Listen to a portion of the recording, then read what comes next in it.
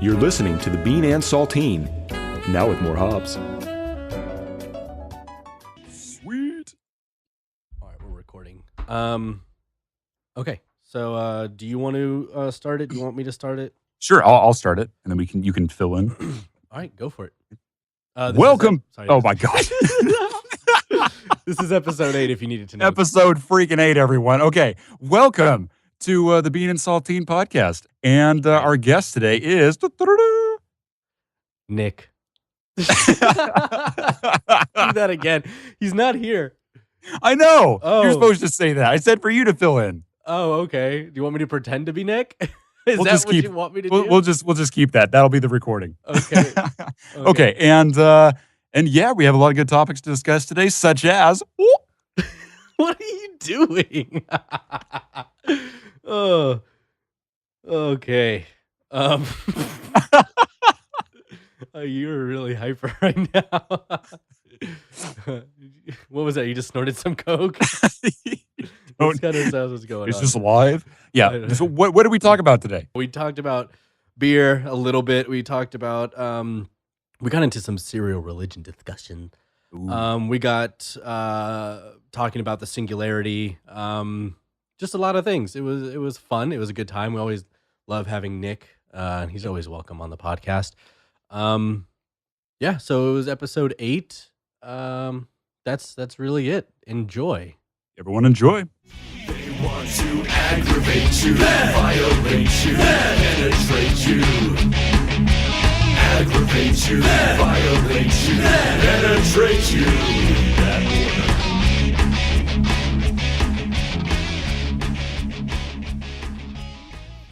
Nate, you're missing out on some beer here. We decided to go with the new Belgian, the salted Belgian chocolate stout, part of the Lips of Faith series.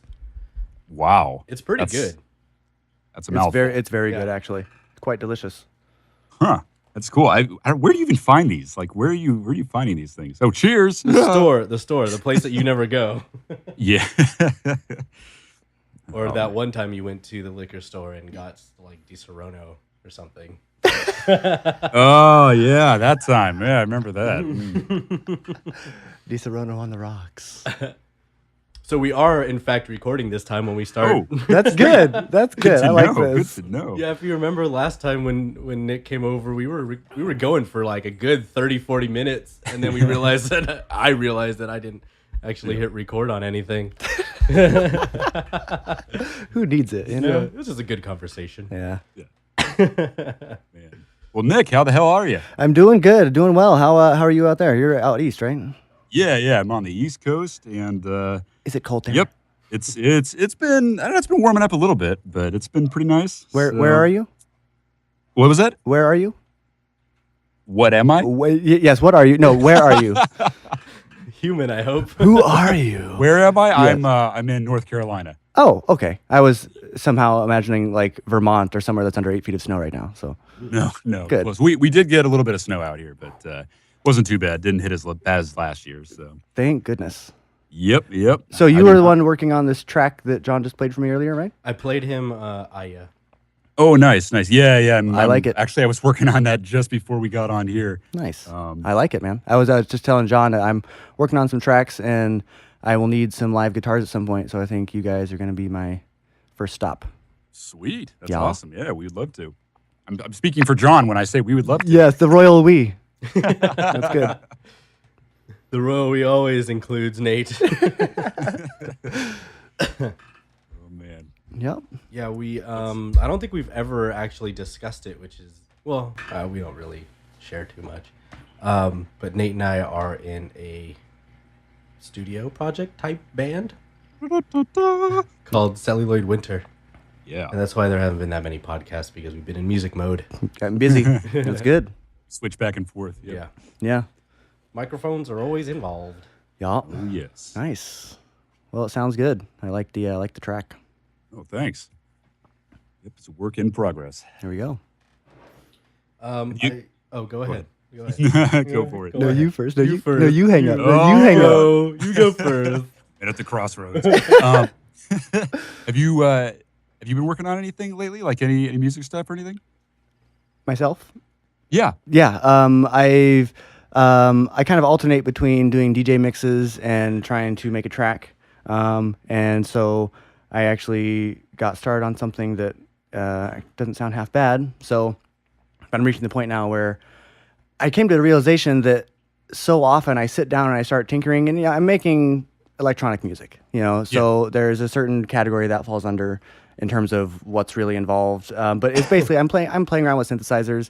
I'm playing with musical Legos, and I realized at some point that I've been making this really dope 16 bar groove, but there's no song. It's not a story. It's just it's a cool scene, I guess. So I'm realizing that I need to be. In the past, I have, of course, much better success when I have some sort of roadmap and I lay out some sort of, basic outline of what I'm going to do. And so I need to be more adamant about that, because otherwise, I can keep riffing off the same groove endlessly. It's never going to end. So I need to make something that I can cut off at some point and kind of know what I need to do next. So it's been a learning process for me, because I don't do a lot of producing. I always find excuses to just do a DJ mix instead of trying to make a track, and I realize that's not gonna work long term. So yeah, it's a work in progress. But I got some. I meant to bring my laptop today so I could play some stuff for John. But next time I'm gonna have to make sure I do that, because I actually found some stuff I was telling John on my hard drive that I guess I started, saved, closed, and never opened again. And it's actually not that bad. I heard it the other day. So Nice. Some potential there. And that's actually what I was thinking I could use the guitar help on. So you'll be hearing it soon. I did last time you were here. You showed me like this funky thing that you had, I think, uploaded to SoundCloud. That was pretty awesome. You had like programmed drums and stuff in there, right? Yeah. Yeah, they were. I think you're telling me they were just like basic loops or something, but they sounded really cool. There were no loops. It was all just MIDI programming, but it was all just the drum sounds, the samples that were in Logic, just the basic Logic drum kits. Yeah, it sounded really good. So you use an Ultrabeat for your stuff? I do usually the acoustic kits, and just mapping it out that way. Ultrabeat, I like Ultrabeat for kind of like the glitchy, kind of like sound effect noises.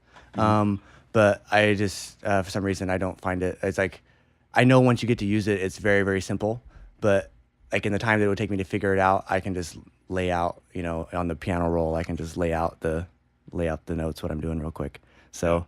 Exact same thing for me too. Like Ultrabeat is like, oh man, I know it's got some really cool features, but I don't want to sit here for an hour learning those features. There's a lot of fiddling. Like I've gotten some really cool sound effects out of it just kind of by accident, which I use as kind of background kind of filler stuff. But basically just kind of using the built-in samples there. I mean, I don't know how many gigs of drum samples on my hard drive. I haven't even touched them. I just keep using the kits that are in Logic, So it works. I mean, it's like if I really, if it gets to the point where I really need a different drum sample, then I'll go look for it. But let's be honest, like the songwriting in general is pretty suspect in my case. So we got bigger fish to fry than finding the perfect kick drum sound. Yeah. Well, that's cool. Yeah. Cool. I was waiting for that. I just wanted to see if you would do it. And I did. Oh man. Yeah, I haven't really prepared anything. It feels like it's been forever since we've prepared for like a podcast. I try to be really like dedicated to checking news and Reddit and just stuff. See what everybody's talking about. So I have something current to talk about, and I haven't been doing that. I have some things that I find super interesting, like like what do you call it? I saw that these biohackers made this. I don't know if it's an injection or you can just drop it into your eyes, but it enables you to have night vision. Whoa! So these this is guys, for real? Yeah, like these guys. Like I don't know how many people have tried it, but it's this. Let's say it. I can't talk. It says members of a biohacking site experiment with a chlorophyll-like substance to try to see. Well, there's like words over the fucking words. Try to see better at night. The instructions are online. Ooh, we could do it ourselves. What? DIY night vision eyeballs? Yeah. I don't know. I didn't read too much into what they're doing. But this guy's eyeball looks like the whole thing is black. Yeah, I saw that. He actually looks like someone that I know. which is funny because I've seen the picture of him before, and I just assumed it was like a Photoshop. Like you click on it and then you get something to the Huffington Post that is one step away from booty pics.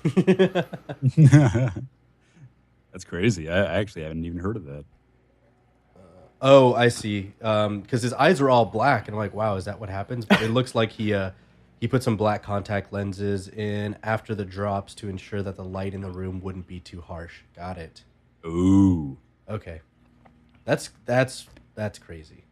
I mean, I'm sure we'll hear about it if it's actually working. I did see some sort of, I don't know, semi-legitimate documentary thing about some kid in China who apparently had very, very, very sensitive eyes, and they're extremely blue, like shockingly blue, very, very light, and he could read, like they would go into a dark room and like show him like math problems and like that, and he could solve the problem. Oh wow. And he always had a problem being outside in regular sunlight. And then they kind of realize that he's got like some special, like just very, very sensitive. It's not necessarily night vision, but it's just much more sensitive than a regular eye. Yeah, you could just pick up a lot more. It's kind of cool, yeah. Yeah, a lot more light. I wonder if it's genetic. It's crazy now that we're at this point where we almost don't have to wait around for evolution for a lot of things. Yep. Nate, stop jacking off. I'm not doing this. It's not me. What are you doing? You open up some chips or something? No, I was eating cornbread, all right? I just made some cornbread before the podcast, and then I realized how bad of an idea it was to be eating cornbread while you get on a microphone. It's a bad idea to be wrapping it back up, too. So I was folding it up saying, screw you, it's going away. Trying to talk over here. I was getting into something very deep. Yes. The cornbread was very good, I may say. Okay, because now It better be fucking good to interrupt me. Is it good, though, for reals? It was really good. I put a lot of butter on it. It was amazing. How is it compared to that jalapeno cheese cornbread that we had in Tennessee?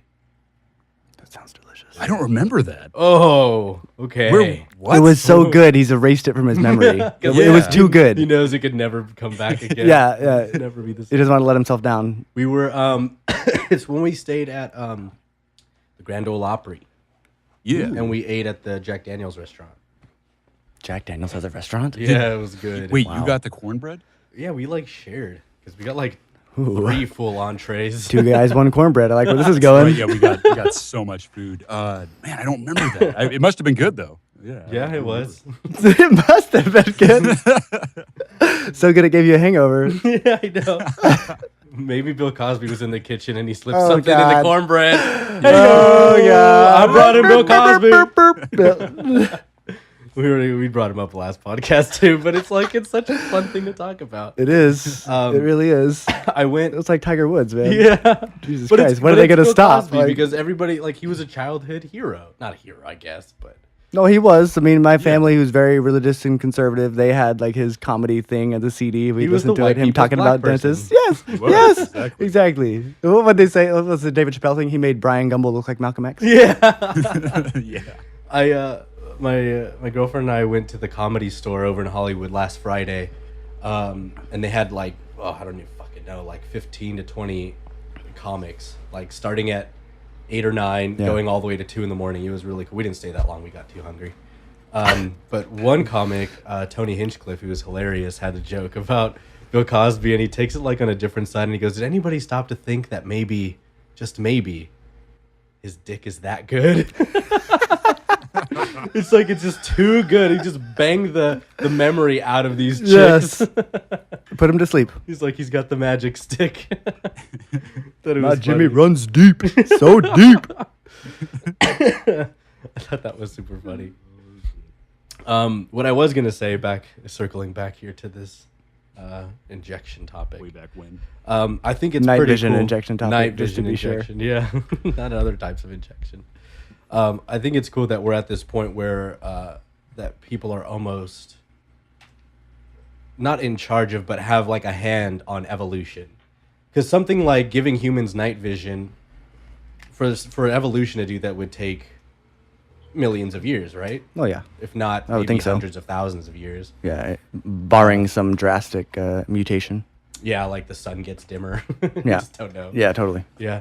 But, for people to be able to do stuff like that, and then with all the technology now getting into, recreating body parts, 3D printing body parts that are functioning. It goes right into what I was reading about this morning, where there's a guy, I don't know if he's Russian, I'm not sure where he's from, but he's going to be the first person to get a head transplant. I read about this. Wow. Yeah, he has some disease where I think the muscles in his body are deteriorating. So he can't really do too much, and so they are going to transplant his head on a big buff black guy's body. Really? No, that's just my Oh, option. But they are going to put his head onto a body. They're going to put his head onto a body of someone who was brain dead. yeah. So that would suck. Are they going to give that person his shitty body? I, They're just switching. It's like, you're not going to need this. well, like his, they just throw it away. Yeah, like what the hell do they do with that? Yeah, fuck it. Give Defective. it to a restaurant? Yeah, it's a factory second. Restaurant. It's like Kobe beef. Never moved. Good God. Oh. Super tender. But yeah, no, I read that. And there was I think it's amazing that I know that they can connect blood vessels together. They can sew blood vessels together. And you can make a certain amount of just like stick two things together, and like the nerves will do some sort. They'll try to connect. It may or may not may not work. But it's just amazing to think that something as complex as like the amount of information that your spinal cord is supposed to transmit, that apparently they put some chemical that encourages nerve growth or something like that. And apparently it's supposed to, they actually think it's going to work. I don't know. I mean, Yeah, they seem optimistic. I think it's going to be like a 36-hour procedure with like 120 or so staff on board for that surgery. good Lord. Jeez. Yeah, and if it's going to be in a medical theater, that is going to be intense. Taking shifts and everything. It's going to be crazy. Yeah. Wow. Science. Science! Science and lots of coffee. What has your God done lately? People are putting heads on other bodies. I'm sure it's an abomination in some way. Yeah. Whatever, man. Like, I think I read that there was, I don't know if it was I think it was a Jehovah's Witness lady, died with, while she was pregnant because she didn't want a blood transfusion or transplant, whatever it's called. Yeah, transfusion. I She believe it. She died. I believe it. Oh, I was at the Santa Monica Pier, and I sat down looking at the waves, and this guy who was sitting on the bench after a while started up a conversation with me. He was well dressed, and then when it comes around, I ask him, like, so he was asking like what I was doing there. And I just asked him, so what are you doing here? Like, he's dressed up, shirt and tie. And he points over to the Jehovah's Witness stand that I hadn't seen behind me. He's like, oh, I'm here with these guys, just chatting. I was like, oh, okay, right on. And it's like, I come from a religious background. My brother went on a mission to Russia and spent 2 years preaching the word, so Mormon family, right? Mormon family. Yeah. So it was interesting, kind of chatting with this guy, and he was saying that, he understood there are some people who had a problem or didn't understand how, like the blood transfusion, like the no blood transfusion would work. And he was saying that he's got, like, well, there's this doctor I know, he can do a whole heart transplant and, and not use any blood. And I just feel like, oh man, while I want to believe that's true, and he obviously believes it's true, or he's convincing, it's one of those things where it's like, man, I really hope that, like, you're not really putting your faith in that. Like, I don't want to be disrespectful, but it's like, I know, it doesn't, when you're talking about open heart surgery, like, let's just be honest here. Like, really? How are you, how does this work? Like, logically, it doesn't seem to follow to me, but it's not one of those things where it's like, I'm going to get into a debate with the guy. Yeah. But it was just kind of one of those things where it's like, it's obvious that the thinking is still there, no matter, it can be 2015, it can be 2115, and people will still believe some crazy things, and maybe it's for a good reason. If it makes you feel good, if it lets you sleep at night, then I'm all for it. But it is interesting to encounter someone who's well spoken, obviously a good head on his shoulders, who is kind of thinking that kind of thing is going to work. I mean, at least this head transplant thing has doctors and scientists and medical science behind it. Anyway, that's kind of taking out a different topic, but No, that's fine. Because Nate and I were actually talking about something along these lines the other day, and it's I don't know. To me, religion seems like such an archaic thing. Like it's ancient. It doesn't necessarily belong where we are. I think as long as we have a huge percentage of people putting a huge percentage of their time, money, and effort into religious causes and stuff like that, I think humans in general are going to be stuck. Like it's going to be harder to progress into like exploring other planets or going farther in medical science and just technology in general. Can you just imagine if everybody who puts all this energy into something that's so ancient like religion puts it into something that could actually be useful to humankind? Yeah, researching something that actually has real world ramifications, because no matter what research you do on the life of Jesus or the existence of God, you always have to wait until you die to find out. Yeah. Unless the second coming happens.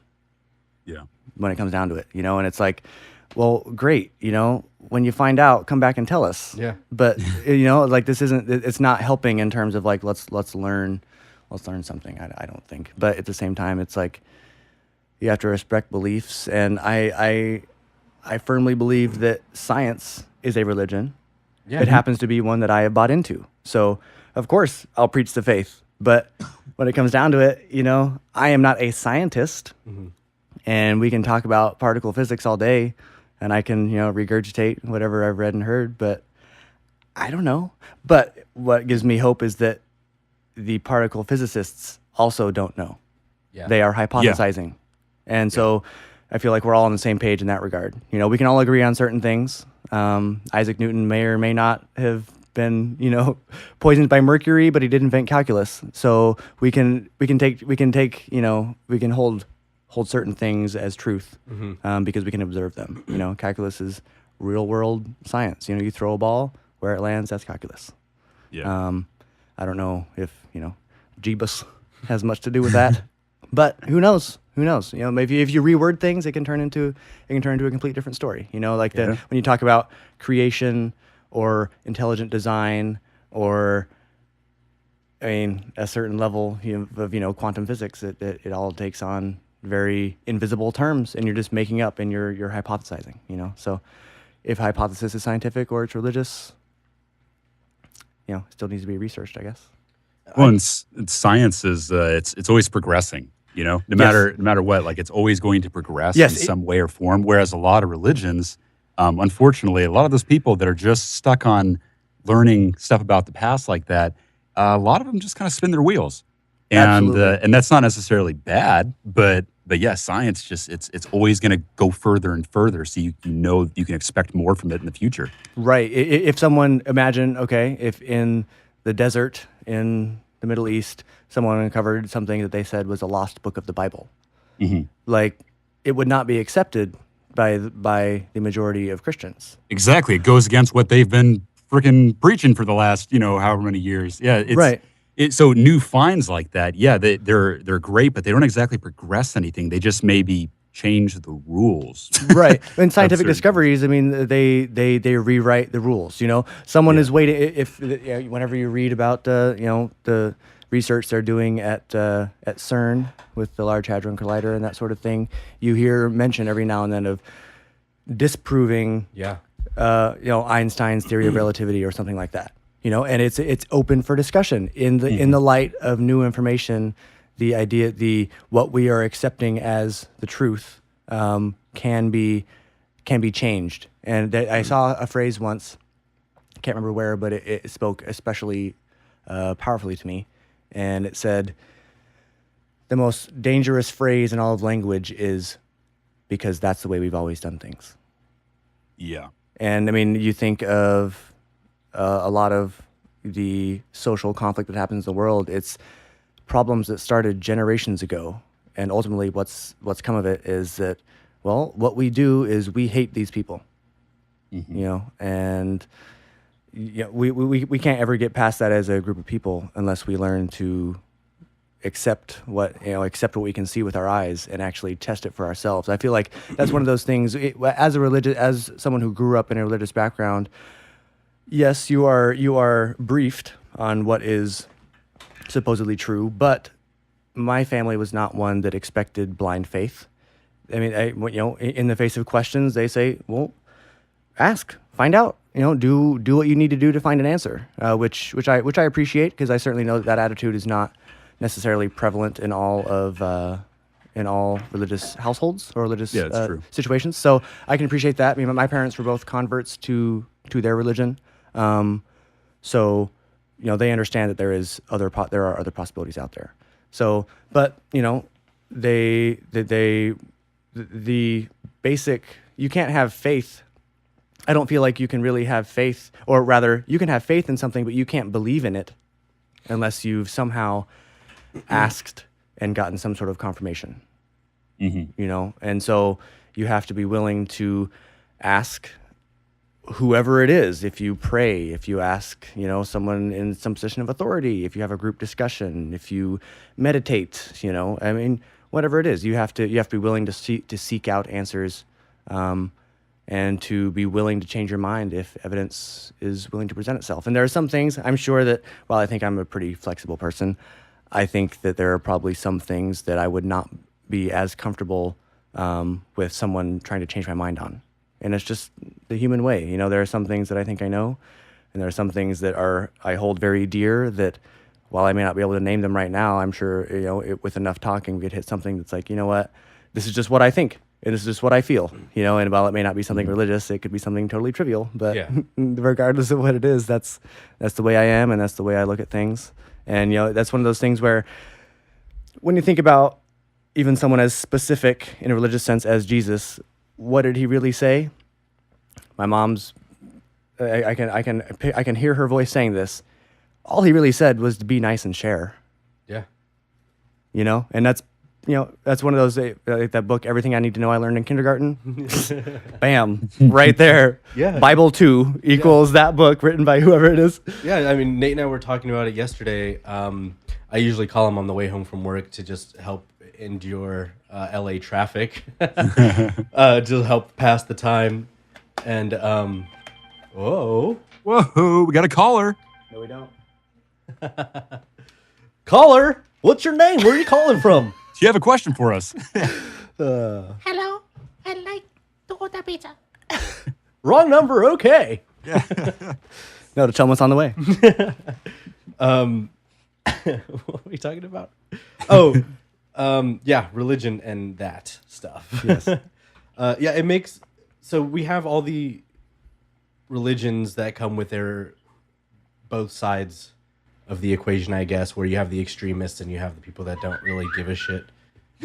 Good Lord. I promise my phone is not a feature in this podcast.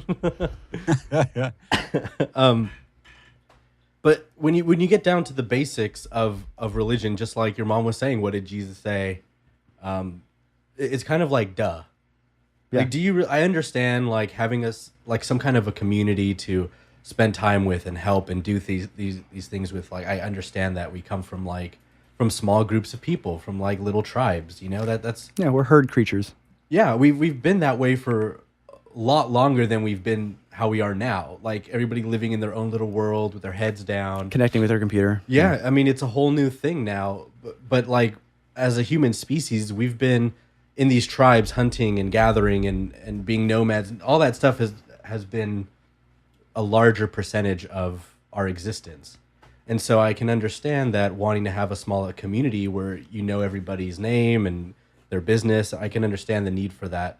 So in that way, some religions and communities like that are a good thing. Like, it's something to do. Yeah. But as far as like really needing religion to guide you through life, it's like, duh, killing someone should make you feel like a shitty person. Yeah. Stealing something that's not yours should make you feel a little guilty, and it's like, It's common sense of being a human being. Yeah. Yeah.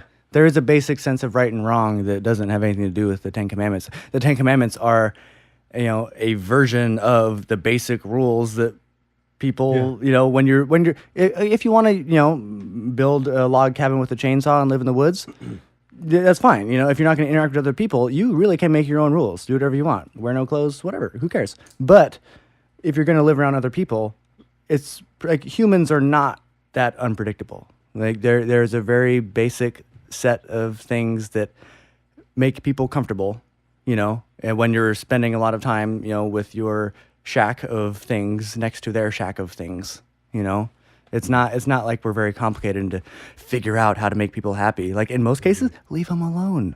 Like stay out of their business. If I want you to know, I'll tell you. I'll ask you. It makes no sense. Like, oh, you're not following my religion, so therefore I have to kill you. I was listening to another podcast where they were saying they had heard or read somewhere where they were doing some interviews with people of the Muslim faith, and they're saying it says in our book to hate Jewish people. And I can't say yes or no. I've never read the Quran or anything like that.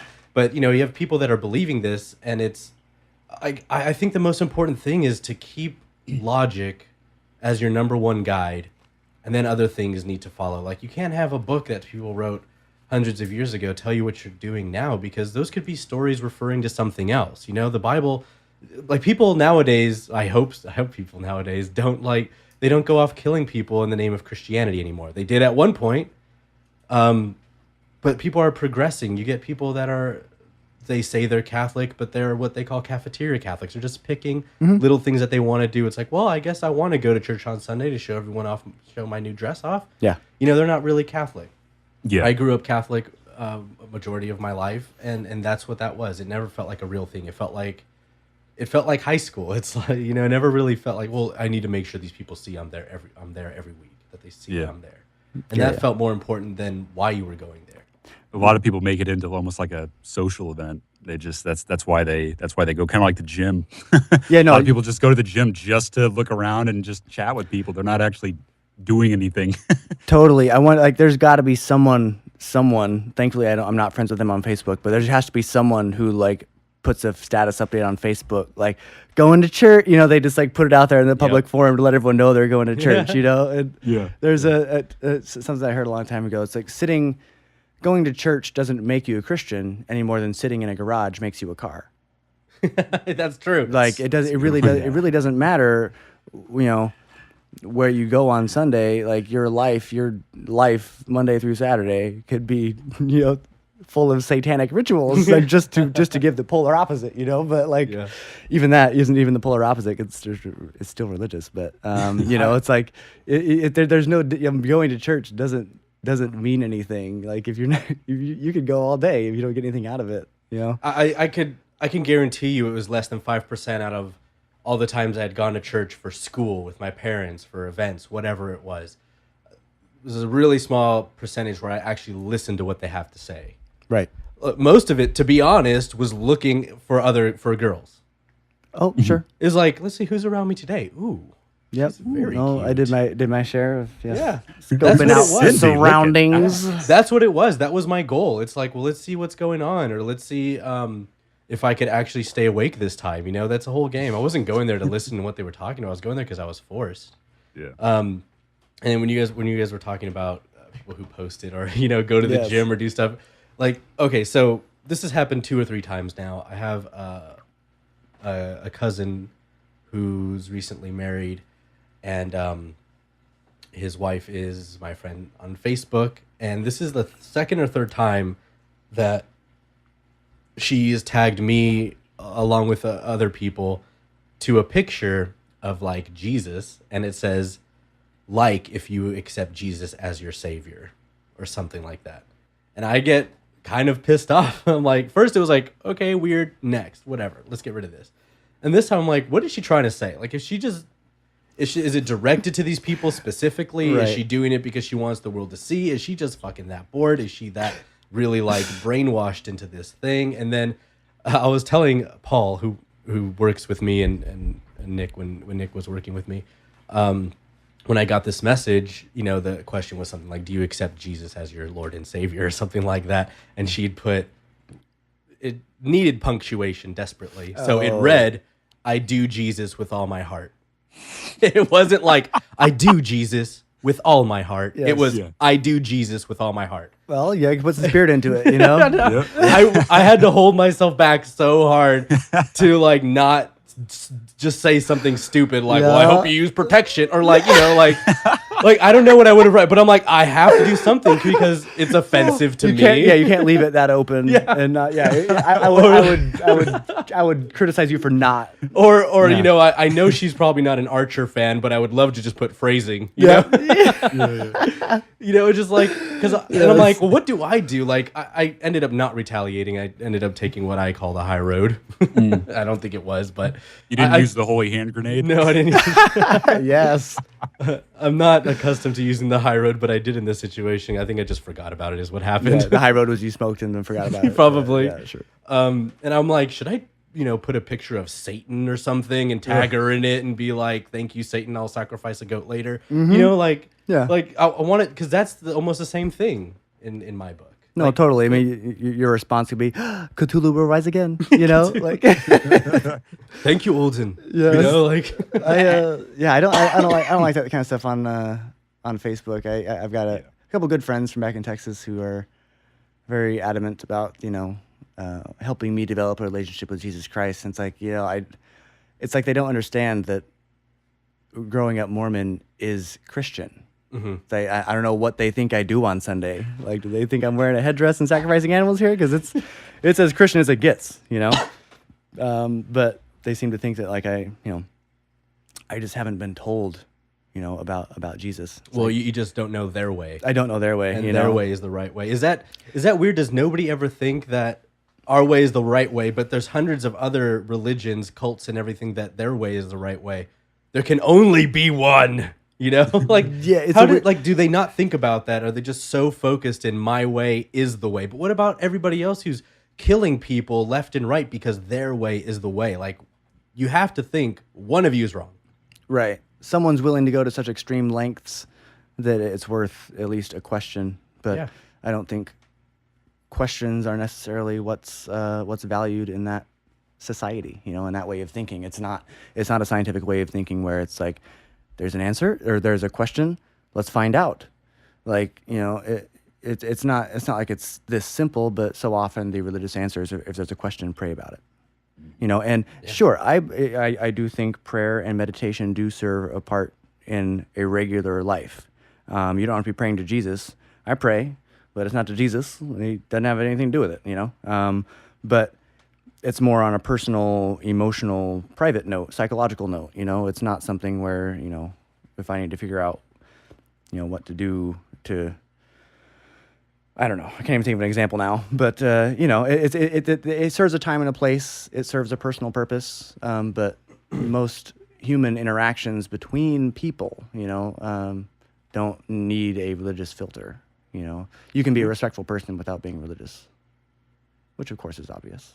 But I think it's interesting when religious people discount the ability of non-religious people to still be good folk and still be gentlemen and still be polite and kind. It's like, I don't know. There really is. I really do wonder, what do they think, people who don't go to church on Sunday, what do they think they're doing? Yeah. You know, like, what is so harsh to them that they think there's something wrong here, you know? Like, I knew some people who they were a family that I went to church with, and after a while they just decided that, you know what, we would much rather spend our Sunday on our boat on the lake. You know, like, it's our one day a week that really everyone is home. Like, we would much rather do that. And I can't blame them at all. That's, I mean, being with family is much more enriching and spiritual. I mean, I can't tell you how much, you know, bitterness, and I want to say resentment, that sounds a little too permanent, but, you know, just like how much I didn't want to go to church when I was a kid, and making me get up and go and everything that was involved in that, it didn't make me feel any happier. You know, it made me wait till, you know, oh, so you tell me that I have to do this until I'm 18 because I live at your house?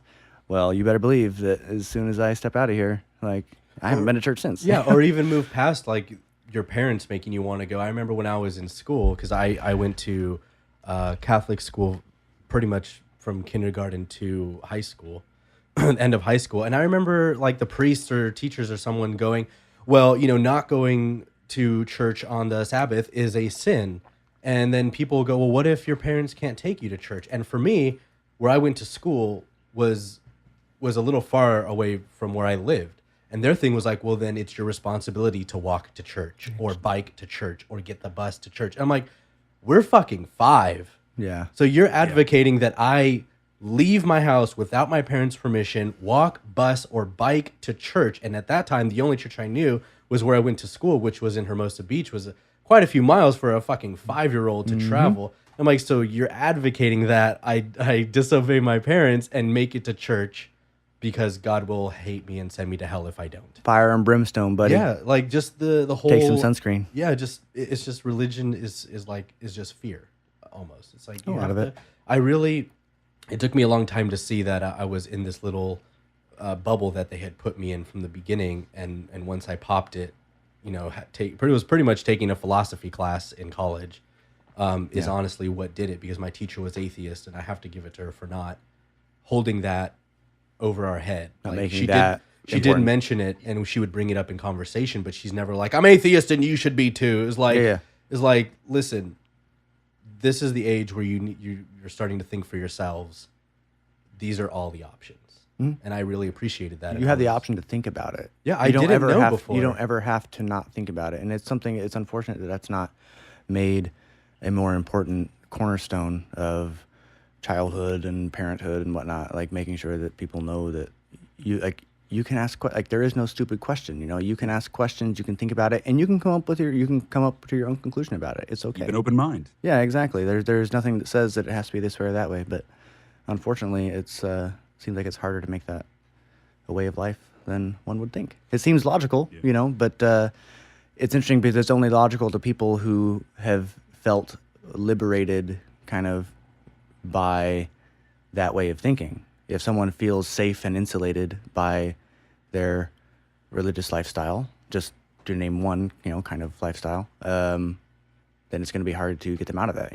I feel redeemed and comfortable and safe and everything in my belief in science. So that's one thing that I guess I guess there could be some scientific discoveries that that's the thing though. I don't know if there could be scientific discoveries that would really make me uncomfortable or make me not believe in science. I don't know. I'm always waiting for something to kind of marry the metaphysical and the physical, So I can't think how I would find that anything but exciting.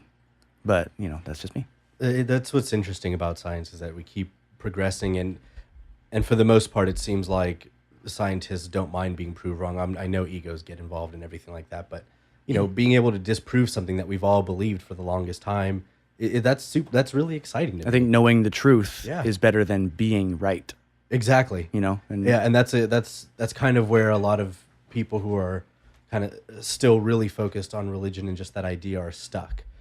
Being right is more important, and taking a hit to the ego is like the worst thing that could happen, as opposed to knowing exactly what's going on. Which is funny because, a tenet of most religions, including Christianity, is that humility is the key. Right. Like, pride is what brings you down. Yeah. And what's unfortunate is that I was countered by someone in my family when I was asking some questions. Basically, his answer was that wanting to know the answer, demanding answers to those questions is impolite. It's prideful to ask for the answers. Like, just trust that God and Jesus know, and that they're giving you the right information. It's like, well, they're not giving me the information though. Mm-hmm. It's coming through several literature, and verbal filters and personal filters, and this isn't something that I can just take. There's not observable evidence that this is the way it's supposed to be. I didn't see the hand of God, so I need a little bit more convincing. And it was unfortunate to hear that, because this is something that I felt was, if you can't ask questions, if you can't talk about something, what can you do?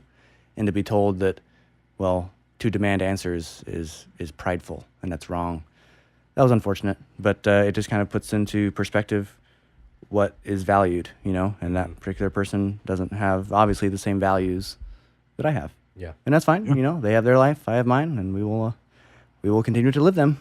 It's funny how they can be the biggest hypocrites sometimes. What do you guys think of, I don't know if you see them as much as I do on Facebook, where I think I had mentioned before, example, it's like this if you love Jesus, or one that I saw the other day that I don't know. I can't think of, it's kind of like if you're thinking of a joke, you find the premise, but you have to find a way to make it funny. Yeah. Like I see the premise. I don't know what to say of it, but This is what it is. It was a post that someone had shared, and it said, "Shh, I don't like to gossip, but I heard that Jesus or something is praying for you and keeping you safe. Pass it on if you love Jesus," or something. And I'm like, that to me, knowing what I was taught, in school, that seems like it's all the wrong things. It's like gossiping is bad, and you're saying, I don't like to gossip, but it's like, it's like, I don't mean to be a dick, but it's like, well, you're about to be a dick. No offense. Yeah, no offense, but I'm going to offend you right now. Just be prepared. Like that's so weird to me. I said no offense. I said with all due respect. Yeah. Like do this if you love Jesus. Like that's so weird. What happened to that story where Jesus was tempted and he always said no? It seems like a huge it's just banging heads, like what religion is trying to teach you and then what that is showing. Yeah, well, it's manifested in ways that are not very convincing. It's like, okay, well, you're obviously a weak example then if you're promoting the Christian faith or whatever it is you're promoting. It's like if you can't even avoid a logical fallacy, in your promotion, then it's hard to take someone seriously who has bad spelling and grammar. Yeah. Like instantly, I question what you say and I put what you say in a lower bracket. Just because it's like the basic things are spelling and punctuation, that kind of thing, and it's like if it's riddled with errors, it's really hard to take anything seriously. Yeah. Well, people that post stuff like that, I mean, it's they're car salesmen for the religion. They're just trying to do some advertising, and as we know, a lot of advertisements are kind of like, whoa, what the heck is that? Like, well, what are they trying to say here? Yeah, advertising or trying to convince that like almost like a holier than thou. Yeah, for some reason, I don't know why, but I don't know why they felt the need to do that, but they obviously feel better about themselves for doing it. So yeah. In the act of bringing us all to the same fallen state of man in the eyes of God, they manage to let you know that you are slightly more fallen. Yes, feel better. It's like, I might be going to hell, but you're definitely going to hell. You're definitely going. That makes me feel better. Yeah, no offense. I've got a parachute. No offense, but you're fucked. Yeah, and I know it. Yeah. Oh, well. All right, I'm going to be switching gears a little bit here. Segway! It's a segue! Good. This was a really good conversation. I enjoyed that immensely, but something else has been just grinding my freaking gears, and I don't know why. What chaps your ass, Nate? So I don't know if John has it up on his computer yet or not, but so maybe you can see it too. There it is. So there is, and this happened years ago. I don't know why this is news now. I have no idea why this surfaced now, but there's a Lucille Ball sculpture, and I think it's a bronze sculpture. I think it is bronze. And it's in New York, and I guess her hometown, Lucy's hometown. Mm-hmm. And in Celeron, New York, I think I don't know if I pronounced that right or not. But celery. It's what? It's celery. Never mind. Celery. That was a bad joke. Celery, New York. Funny you remind And me. but it was the guy made it public in 2009. So I don't know why it's coming up now. But anyways, Nobody wanted to say anything. Dude, take a look at this photo. Do you have it on your computer? Yeah, I do. Is that not the most ridiculous thing you've ever seen? That is creepy. What are with the dead eyes and the teeth? The tease. I don't know, but even the artist was like, yeah, it's by far my most unsettling sculpture. Well, no shit. Why did you let people see it? Yeah, Dude, it looks more like Christopher Walken. It does look like Christopher Walken. Like Christopher Walken in a cartoon of Christopher Walken. In Sleepy Hollow. It looks like Christopher Walken in Sleepy Hollow. Yeah, I don't really understand. Like, as an artist, isn't your job to say this is good enough or not? It's how you could present that. I'm not really sure. It is unsettling. I mean, I don't know how you would look at it and be like, oh, that's Lucy. There she is. Because it looks like a man with a receding hairline. I don't know what to say. I don't know. I think the show, the series, is what really represented her. I don't even know why they needed a statue, but as if no one's heard of I Love Lucy. Go through this. Yeah. Oh yeah. Yeah. Oh, there she. Oh yeah, I saw a sculpture of her. What sculpture? You mean the Christopher Walken one? Yes. Oh, cross-dressing Christopher. That's my impersonation. Thank you. It's good. You. It's good. Yeah, no, that definitely that guy needs to go back to art school. I think. Yeah, he needs to leave the face to someone else. Maybe the body's okay, but the face. Someone in charge just knew him, and they're like, "You're an artist, right?" Not an accurate an accurate likeness. He's someone's cousin. Yeah. Oh, Lucille Ball. Oh, okay. I thought you meant somebody else. It looks just like that person. Yes, just like the other person. I thought you were being serious. Oh man. Yeah, no, it is. Yeah. So, anyways, that just it just really it was kind of weird. I saw Artist that a few days resentment. ago, and I was like, I don't know why this is news now, but Yeah. It's It like happens. it's like he procrastinated on getting the Like getting the homework. statue done, Yeah. and then just had to hurry through it, and then didn't then realize he couldn't really make it any better. yeah. Or maybe it's like he was working from a picture, and it's like from one angle it looks just like her, but the Christopher Walken squint. stuff starts, and he moved about 2 degrees to the right. Well, since we're on the topic of sculptures, have you guys seen? I'm trying to bring it up. My computer is just fucking up. Thanks, Time Warner. There's this artist that takes the DNA from chewing gum and recreates a sculpture of the owner What? of the Whoa. chewing gum. Yeah, No. it looks ridiculous. Can you see, Nate? Yeah. Look at that. I think it's like 3D printing. So he actually creates a face out of the DNA. yeah, Crazy. just think about that for a How- second. How does he? Okay, does it say how he? Does it say how he? Like, what do you put it through? What do you put the information into that it tells you like this makes wide cheekbones? This makes I don't. So a big nose. So just kind of skimming through here, it says that he gets the DNA found in the streets and subways of New York City. He says we are shedding our biological information all the time without knowing it. I think,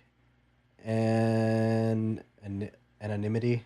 Did I say that right? Anonymity should be a choice. Blah blah blah blah. Choice. They call it stranger visions. Discarded cigarette butts, gum, Butts. hair, provided by Dewey Hagborg. DNA test. I don't know. They 3D print everything. It's like a plastic. Okay, so software she designed used the data to build model faces. I'm very curious how they translate the genetic information into actual physical representation. I mean, I know we've mapped the genome, but I don't. Yeah, that's pretty crazy to for soft. Is that how accurate is that though? I mean, those faces look real. The faces look real, but I mean, how do you know that actually relates to the DNA? That Yeah, I mean, doesn't it? It takes how long is this like DNA strand or DNA code? Like that's got to be. Yeah, you know what's weird is I'm thinking like, I wonder how long your DNA stays on one of those objects, and does it actually deteriorate over, if other things are interfering, just things, dust in the air, Right, or whatever. exposure is to air landing and on it. light and that kind Yeah, of thing. so like if someone's chewing gum, like let's say like a thief or whatever is chewing gum, and okay, they're having an investigation, trying to get this guy's match down so they can find him. Well, if it happened like an hour ago, would his DNA still be preserved in the right way on that piece of gum that they'd be able to actually recreate his real face, or would it come out looking like frickin' like a Sasquatch? Yeah, missing information, and they just kind of have to fill it in. That's what I'm curious about. Is it this kind of thing where, over time, I imagine one strand of DNA, whatever that looks like, is all of it preserved, or do you have to get? Oh, well, we got this one, but it's only got 60% of the information. Maybe it doesn't need that much because I kind of remember hearing that like one cell or something can hold your DNA code. Oh yeah, it's got your So DNA is you the don't- same in every cell. Yeah. So you it's just a don't matter of that cell basically is programmed using a particular part of that DNA code to tell it kind of what to do and how to behave. So I'm curious. I'm very curious about this because is this kind of thing where when you find DNA evidence at a crime scene, could they then just put it through this process and create a representation of the face, and then bam, so suddenly police sketch artists are out of business. A 3D printer. Welcome to the on world of site. technology, buddy. You thought you were safe. Yeah. They take it like a pretzel, throw it Well, I in. guess Oh they- shit! Here's the guy. Well, I guess they still need them for the eyewitness descriptions. But if we have a Yeah. piece of chewing gum or hair, I mean, I guess DNA evidence stays. I mean, so I don't know That'd how be something to Google. I don't know how people could be exonerated by DNA evidence, after 20 or 30 years on death row, if the DNA wasn't somehow preserved for them to do the test 20 or 30 years later. Yeah, I think there's like a statute of limitation. Hey Nate, you want to Google how long does DNA stay on something? See what you can find. I think there's like a statute of limitations. Where you can't be like there's a time limit. So if new evidence comes up, like you can't, like they won't accept it, right? Right. There's something like that. It's kind of like that's one of the issues I think with that whole. I don't know if you heard that Serial podcast that was really big. That's too much to get into. But there was a journalist who got really into this case where someone was convicted, I think, almost life sentence or 75 years or something for the murder of his ex-girlfriend. But the evidence that they had wasn't really enough to put him away. And so that was what she was interested in. And she was going out, doing interviews with him, with other people, trying to find new evidence, trying to do things that should have been done by the prosecution or by police or by detectives or whoever. And they just didn't do it for whatever reason. And it was almost like a perfect storm of fuckery happened. And this kid ended up getting almost life or something in prison. But it's also a story. So it's really, it's supposed to be a little dramatic. So at the end, they never say, yes, he did do it. Or like, no, this evidence that they never took to court proves that he's innocent. It's like, nobody really knows. It's kind of the end of a fucking Bigfoot hunt. Basically. A new special. It's like, we have new evidence. And then at the very end, they're like, we still don't know shit. Yep. It's kind of like that. But it was interesting to hear. And I think they had new things that they had discovered. And obviously it's too late because they have to do like retrials or he has to appeal. And they have to either grant him that appeal or not. And so it almost doesn't matter if they find new evidence. Right. That's unfortunate. Did you find anything, Nate? Yeah, I'm reading right now. It says, let's see. It says DNA is fragile and breaks down over time. So if DNA is exposed to the elements, let's see here. They say that depending on the elements and depending on the process of what happened, it could only last a matter of weeks. So it says a matter of weeks on there. And then it says down below that scientists have estimated that under the most ideal conditions, DNA can actually last for a maximum of 1 million years. All right, then. It won't matter if they find But that's her DNA. ideal. You have to be in like a freaking plastic box, like, it's like sitting there. Yeah, hermetically I don't sealed. know. So it does make a difference, though, when it's exposed to the elements, heat, water, any of that kind of stuff. Sure. But yeah, they say about a matter of weeks. Estimate a million years. We're still waiting for that test to conclude. Yeah. It doesn't matter once we get the results because he's been dead for 100 years. But we'll know. Yes. Yeah. Our great grandchildren will still not know. Yes. Crazy stuff. Gatorade break. Gatorade break. Need my electrolytes.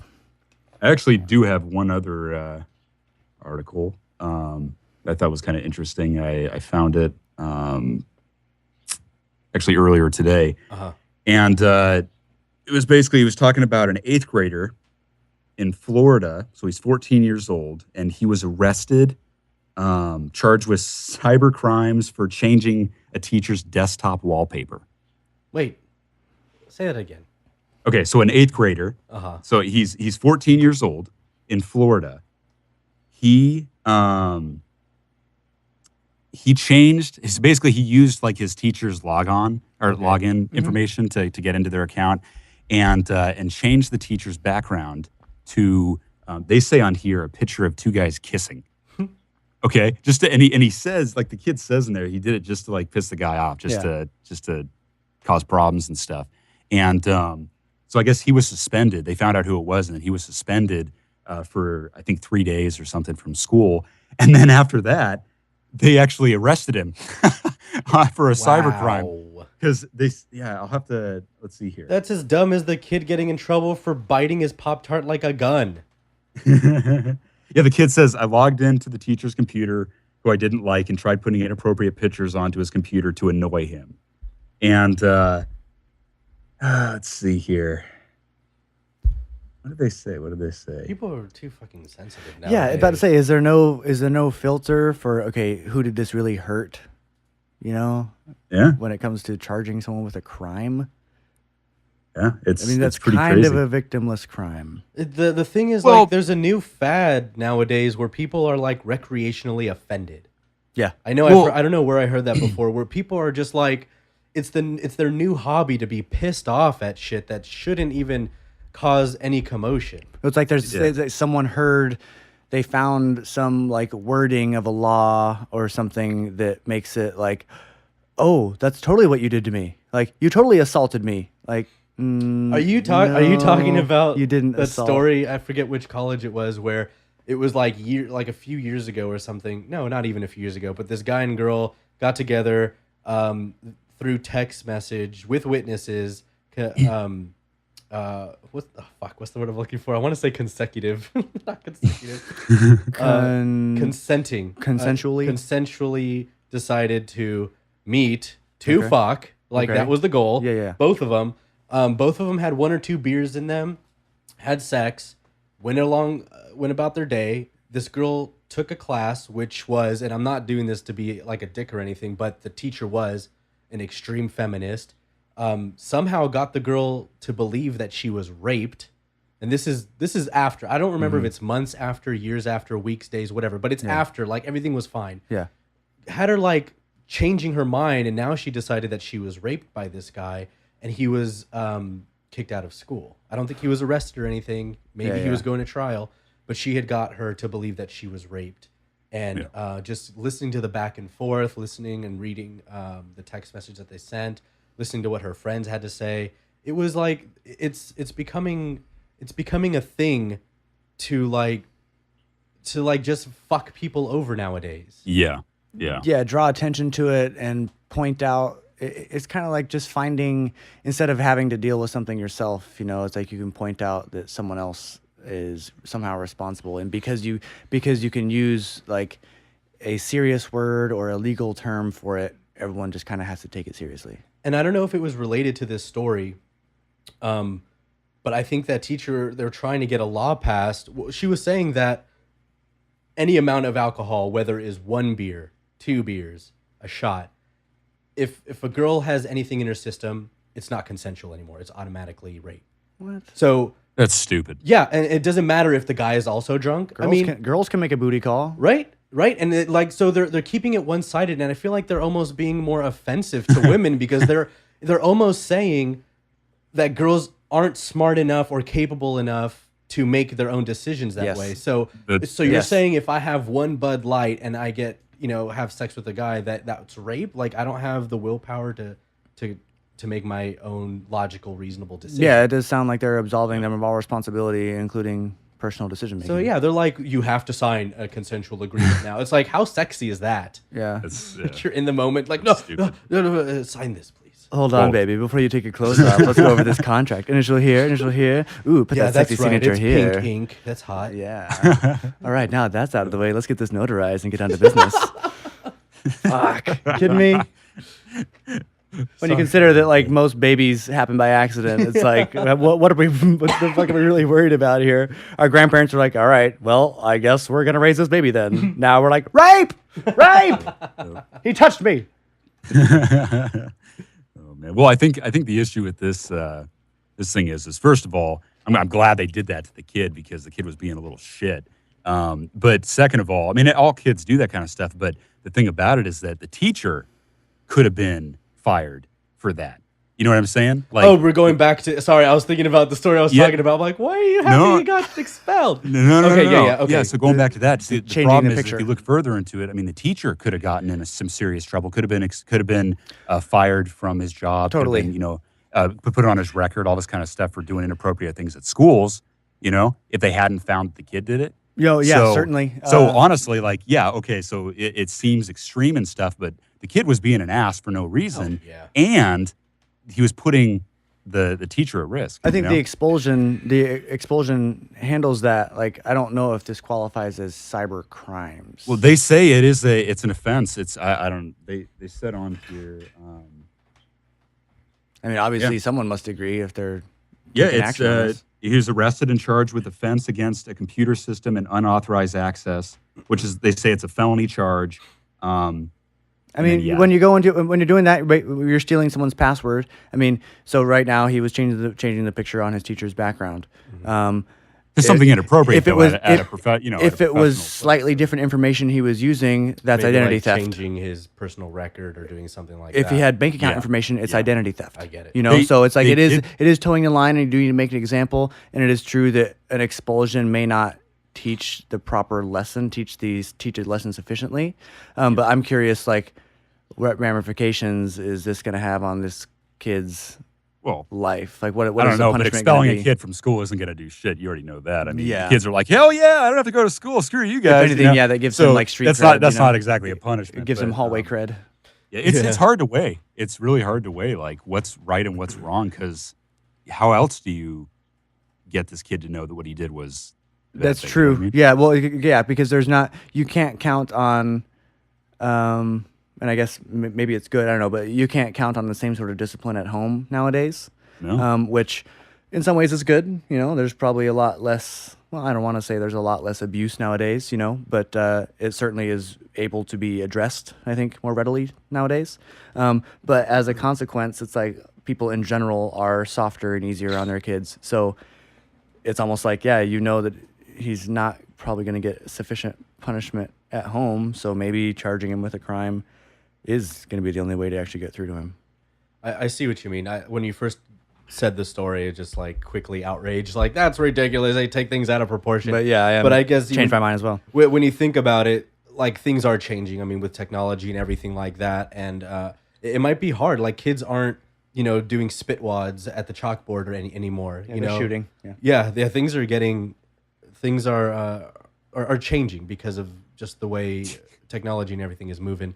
Yeah. So Kids are playing that knockout game and shit, where they're running That's up and knocking someone in the side of the temple, Yeah, knocking them out. Yeah. just knocking the fuck out of a random stranger. And I mean, something about that, the goal of that, the standing like challenge is to kill someone in one punch.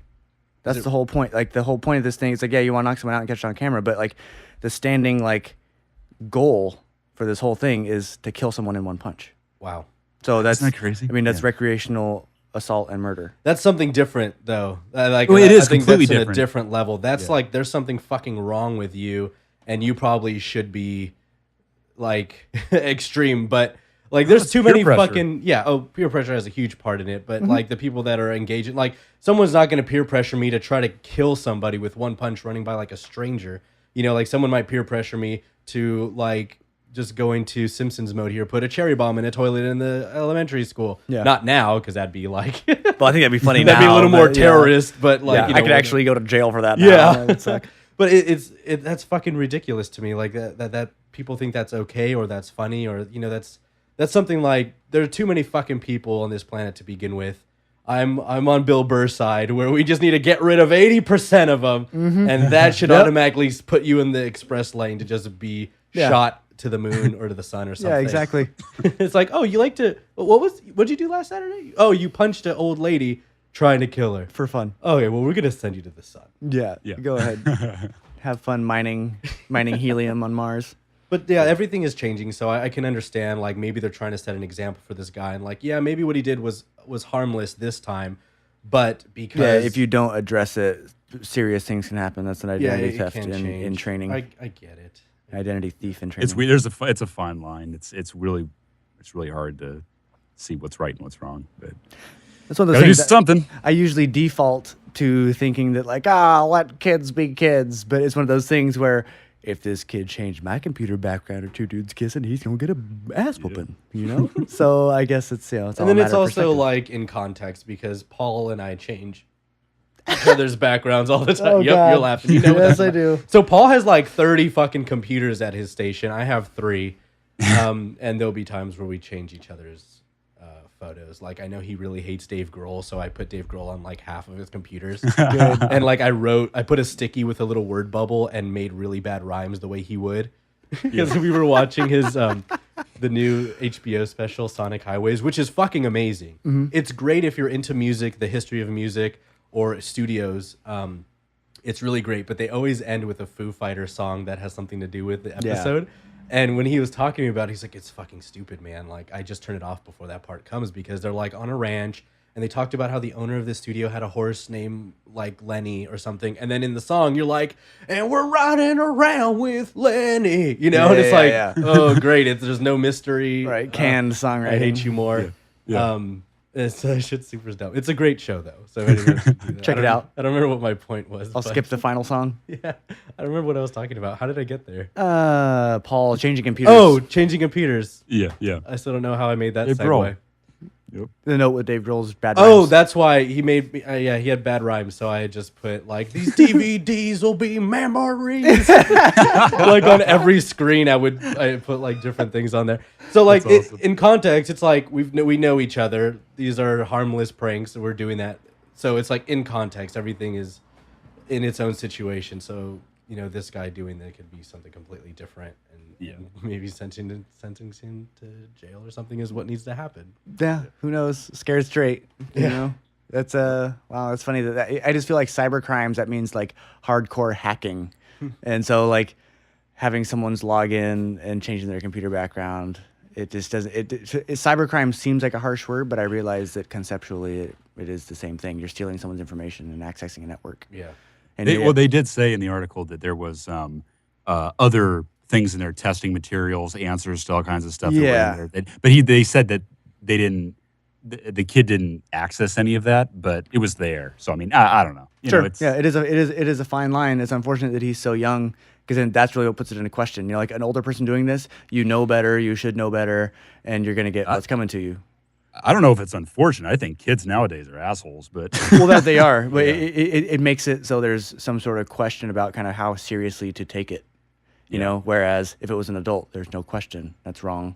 yeah, So that's weird about juvenile justice. It's like we've created childhood as kind of adolescence is sort of a recent invention socially. But now we're learning our lesson, and we're realizing that like kids are not innocent until they're 18. Like they turn into shitheads. Right about kids 11 are or more 12 extreme nowadays. Yeah, and especially nowadays where they're exposed to a lot more information and just a lot more stuff in general. So Things have changed so quickly. Yes. I mean, like the internet was pretty much born. It can't be like it took off. Like 20 years ago, mid 90s. In the 90s. Yeah, in our lifetime. I'm Yeah, 27. it's weird to think about Yes, that. in our lifetime. I'm 27, and I feel like an old fogey because I know someday soon I'm gonna be like, when I was your age, Yep. there was nothing called the internet. You had to go to the library. Exactly. No, I've been there, done that, man. I don't know why I turned it to Jerry Seinfeld. I don't know. But like that's happened in our lifetime, and not only was it invented, it's not like they have just a plane. It's like the plane turned into a shuttle overnight. Like that didn't happen. I mean, it took like at least 100 years, I think, between the development of the plane and the dropping of the nuclear warhead. For the internet, 20 years, maybe less, for it to be like almost the center of attention. Well, that's the thing, and like what you're able to do on the internet has progressed so quickly to where, I mean, I remember when this guy changed his name legally to .com guy. It made a bet with his friend that I can live at home for a year and live off the internet. Like I can have groceries sent to my house. I can handle everything I need to do on the internet. Absolutely. And I remember that being like, and he made this bet with his friend and legally changed his name, and that being a shocker that, do you really think he can do it? And now, I mean, you mentioned that, it's like, well, yeah. Like I'm surprised when, oh wait, I can't do that online? Like I really have to come in here and fill out a piece of paper for this? Really? Yeah. Really? How many trees do you hate? You're making me do this. Like I'm already burning coal, using electricity to talk to you on the internet. Oh, There's .com guys all over the place. They're called hardcore gamers. Yes, they are. Yes, yes. You can find Order a girlfriend on the pizzas through the internet. You can get a window. wife on the internet. Whatever you want. How long?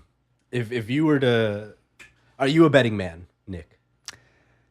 I never have any money, so no. Okay.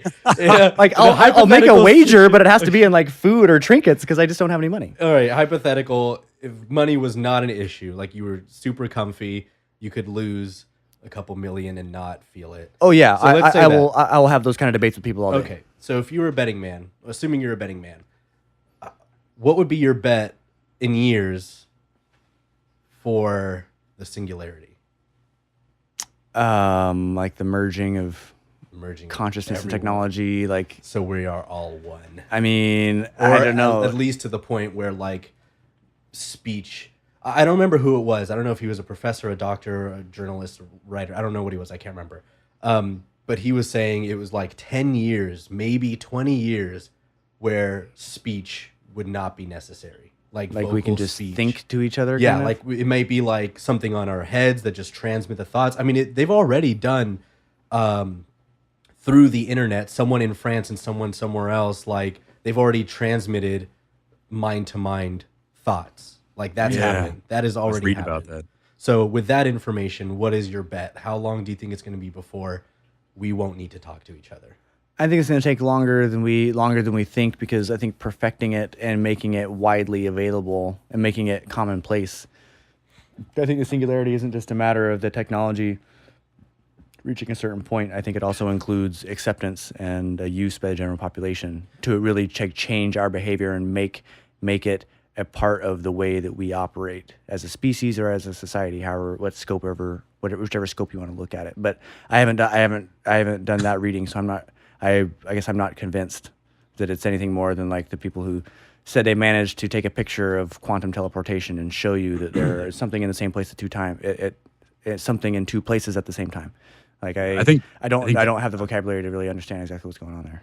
Mm-hmm. To ask a question like that, I think you actually have to kind of put it as like, when will something like that be released publicly? Because they'll invent it. They've already done it, you know, and they'll be messing around with it for years. When will it be mass produced? Just like flying cars, like it won't be in our lifetime, because when do you think they're actually going to release that public, you know, to the general public? It'd be kind of a scary thing. Yeah, give Joe Schmo with a driver's license all of a sudden a pilot's license. Yeah. Well, my brother and I were talking on Friday. I had him over to help me brew my next batch of beer. Woo! We'll get into that later if we want. But he was telling me that what's the name? Tesla guy. Elon Musk. Like, I don't know if he released something or he was asked in an interview about flying cars and stuff like that. And he's like, I don't think it's going to happen. He's like, and I'm not even talking about the technology. I think it's not going to happen, because if you think about everybody having a flying car, I mean, you just think about all the damage people do in cars on the floor right now, governed by lights, lines, cement, whatever.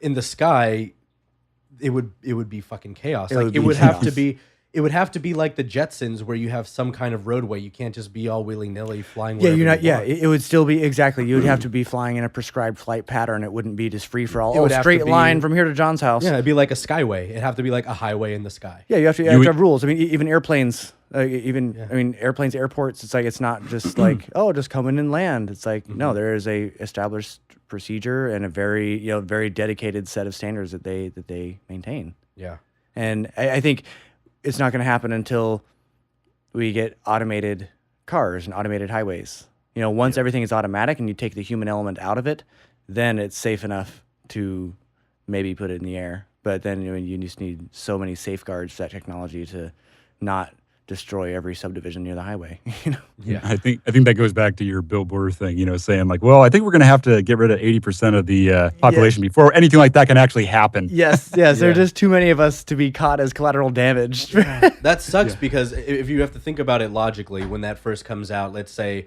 because I know that someone had developed some kind of a flying car. And they were saying, within a handful of years, it's going to be public. But then, so when that happens... it's available. It's not street legal, you know? Yeah.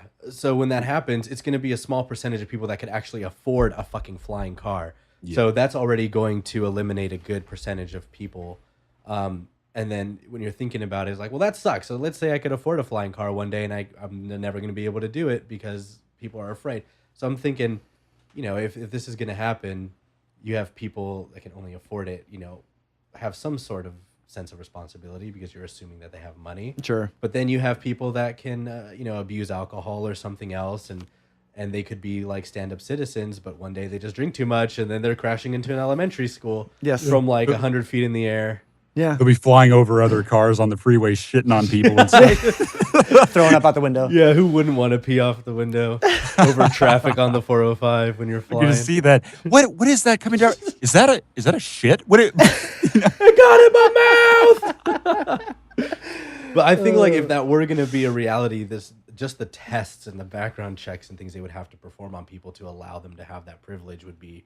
I would hope they take it seriously if this is something that's, logical. Yeah, well, that's the thing. Okay, if you're getting your pilot's license, a large part of your training, like, I can't remember how many years it really takes to go through the entire process to where you are a licensed pilot. But a large part of the training, I would say over half of it is spent studying meteorology and learning how. So, this guy I know who's a pilot, he can look up at the clouds and tell you what altitude range those clouds are in, what the average temperature and winds are up there, just by looking at the clouds. Wow. And so it's that sort of knowledge where, flying cars, you're not necessarily going to be at 30,000 feet, but it's the kind of thing where isn't the whole object of a flying car to not have to follow the roadway, like to just make a straight line? If I could just get up and just go right over there, without having to pass, 2 freeways and those stoplights, I could be there so fast. Yeah. But the only way to really make it safe, like you said, is to put everyone in the same area in the sky, and so basically the benefit I guess you have is that on a roadway, when there's an obstacle, you can only route left or right around it to divert around the traffic. But on in the air, if there was some sort of obstacle, you can just go higher or lower as well. Mm-hmm. So it's like there's infinite number of lanes on the freeway. So I guess that's kind of the benefit there. Yeah. But yeah, I just don't. I don't know how. I don't know how. I mean, people with driver's licenses can't hardly drive. I got a driver's license and I never took a driving test. I took a multiple choice test. You never had to do the physical never did a driving test. They gave me my license. And so, I mean, if this was 300 years in the future and there are flying cars, that ain't safe at all. Like you can't put me behind the controls. You can have a car that flies and I tell it where to go, but you can't have me piloting that, with no experience, no verification. Uh-huh. Yeah. But hey, that's just the way it is, If anything, I think they would probably make public transportation first. They'd make like a train, yes, or some kind of ferry or a tram. Yeah, they could go over mountains. They could go straight in a, like you said, like in a straight line, like over obstacles that we have to go around. They'd make some kind of public transportation between flying, like a plane, and like driving an airplane? a car. It would be right in between there somewhere. Yeah, so it'd be like some craft that can just fly be through an the air. airplane. No. It would be an air ferry. We already have those. no, I meant like trains. I was thinking trains. I didn't say it. Yeah, I was thinking trains. No, like a short, like. But that's not the point of a flying car. Yeah, but it's one of those things where it's a flying vehicle. Like it would anytime they do, it's like if any places near water and like they make the ferry that cuts across. It's like, wow, I was having to drive for 6 hours around. You can take like a 45-minute ferry ride and be right there. It's the same sort of thing. Once you get, basically it's just, I guess making it. It's the kind of thing where I guess part of it is you have to make it short takeoff and landing capable. Short or vertical takeoff and landing capable, because that's the big thing. Otherwise, there would just be airports all over the place, but it takes up so much damn space. Yeah. If it was a helicopter or something that that had a minimal footprint, then yeah, you could actually get that, make that work and make it financially viable to actually use as like public transportation. That's certainly a possibility. And as things get more crowded and the highways get more crowded, I wouldn't be surprised if there's some sort of somewhat affordable. I don't know if in the near future, but like celebrities and rich people, can charter a helicopter to fly across town. Yeah. So I don't see why you wouldn't eventually make that more widely available. But I don't know. I'd like to have it kind of like The Fifth Element, where I could call like a vendor to just attach onto my house and I could buy a fucking corn dog from him or something. Like that'd be awesome. Like that'd be really cool. That would be very cool. The hover pizza guy. Yeah. You know what I thought would be really awesome? How come nobody has put some kind of a food stand on the freeways? Like for when you're in traffic? Yeah, like when you're in traffic. Like when you're, I don't know if you ever... just to look at, Nate, just to drive by and be like, "There's a fruit stand." Yes, no one in I was thinking, but you're moving too fast. No, He just holds it out. You have to grab it. He's been and out you pay of at LA. the next one. He's been out of LA for like 2 years now. He doesn't remember what it's like over here. It's the cornbread. No, you're sitting in traffic like you do every fucking day. You gotta, you got some rumbly in the tumbly, and then like off of Jefferson, there's gonna be the taco guy that will throw you a fucking taco really quick for $2. Like the drive-through, but he's also on the road. Yeah, you it's know? kind of like if you've ever been. You just pull up next to the food truck and he hands it out. Yeah, like there's a food truck driving around and you wave him down and he comes and tries to get window to window with you or something. He's driving around in traffic. Yes.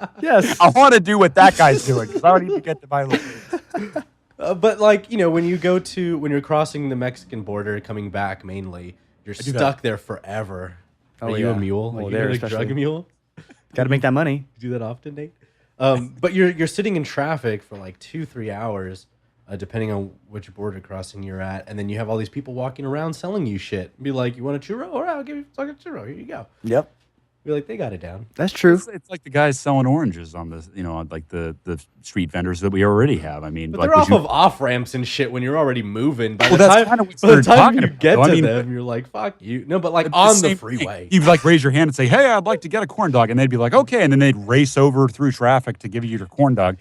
I mean, Open your sunroof. He just throws it in. Yeah. You know, Or it doesn't John even Elway have to be style. that. It just has to be like maybe 2 exits up. It'll say like corn dog guy coming up on the left, and okay, well, I want a fucking corn dog. I'm gonna get all the way to the right lane. I said left, but right. Yeah, whatever. You get all the way to the lane, and you know that you're gonna slow down for like 2 seconds. It's like they give you your corn dog, they swipe your card real quick, and then you're gone. You go. Yeah. Like something just really fast. It can take no more than like 10 seconds. Yeah. They're gonna have it ready to go. Like I thought that'd be cool. We kind of think they can't have a menu. They have to offer one thing. So you're just like, give me one. Yeah. Oh, does that come with pickles? Or like behind you, get out the way. or like 20 feet before you hit it, like menu. There's like 3 items. You see it. 20 more feet, you go, or 10 more feet. There's just a shout box where you go like taco, and then you go and they'll be like, here's your taco, $2, go, bye. I think they can do it. Well, eventually, by this time, you'll probably have the RFID chip that has all your information in your bank Right. account. So and basically, you use a thumbprint to actually swipe your card. and you'll already have the thought, the brain to brain connection. So you just think to the taco guy like, "2 tacos con pollo," We're already and then, part of the So singularity. you just think it, and then you show up, and and as he hands it to you, you pass the scanner, and it already just takes the money out of your account. Bam! Don't even have to hand him the money. I mean, that's really where this is going ultimately. You're like, "Yes, I'd like mustard on that." He's like, "Hey, mustard on a taco? What?" Yeah. That's the only reason to progress in achieving singularity is so we could order food on the freeway. I can't remember who I was talking with about this. It was like, what if you found out that time travel exists? Okay, like someone at a company at some company, they actually created a time machine, but somehow like there were some problems with it, or some budget cuts, or office politics, something, and it just kind of got pushed to the back corner.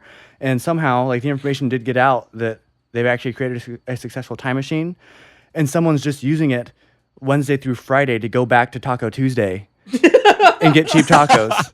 And it's Okay. like, and this thing is just That's like in awesome.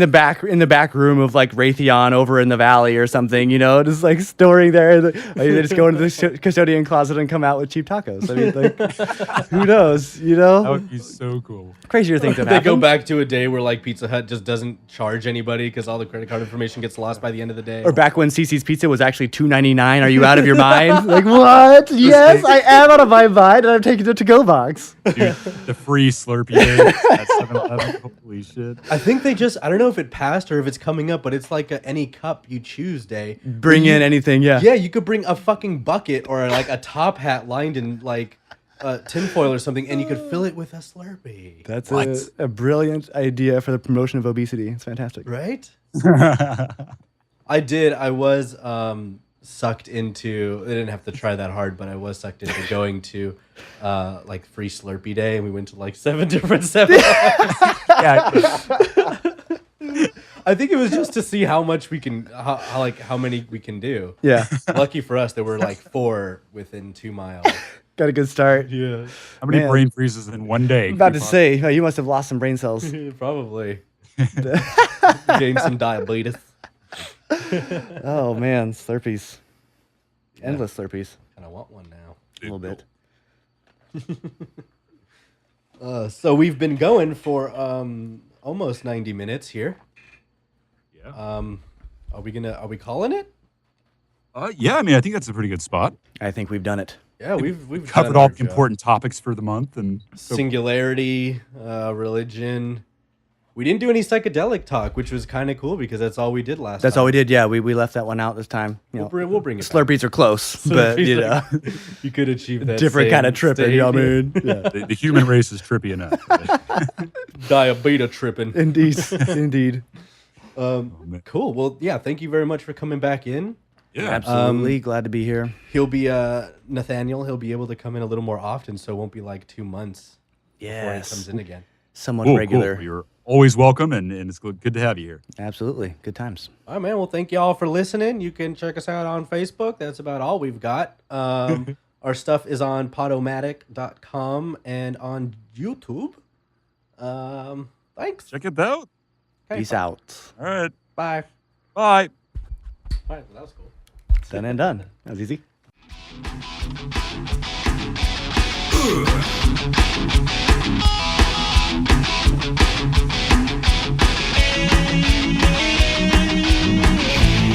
So melt your face tonight. It may sting, but it'll be alright.